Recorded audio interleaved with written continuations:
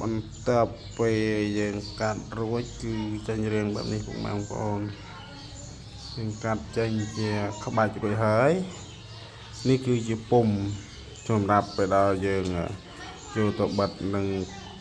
ខ្លងទ្វារទៅយើងនឹងបាញ់ថ្នាំ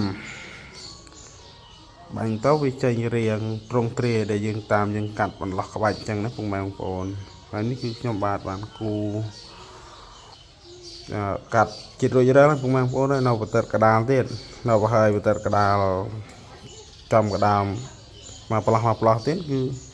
យើងអាចបាញ់បានក្បាច់នេះគឺមានភ្ញីទេសនិងភ្ញីកន្ទុយហង្សពីលើហើយនឹងក្បាលរាហ៊ូនេះគឺយើងពុះមក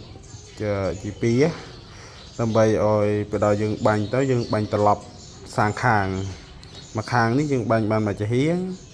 ហើយយើងត្រឡប់មកខាងទៀតទៅយើងបាញ់បានមួយជាងទៀតបងប្អូនក្បាលរាហ៊ូនេះគឺកាត់រួចរាល់ហើយបងប្អូនចេញជាប្រឡោះអញ្ចឹងហ្នឹងដល់យើងបាញ់ទៅវាមានស្នាមដូចយើងឃើញប្រឡោះក្រូខាងក្រោមអញ្ចឹងបងប្អូនឥឡូវគឺចិត្តរួចរាល់ហើយសល់បន្តិចតួចទៀតទេគឺបានហើយយើងនឹងបានយកទៅបាញ់នៅកងទ្វាររបស់យើង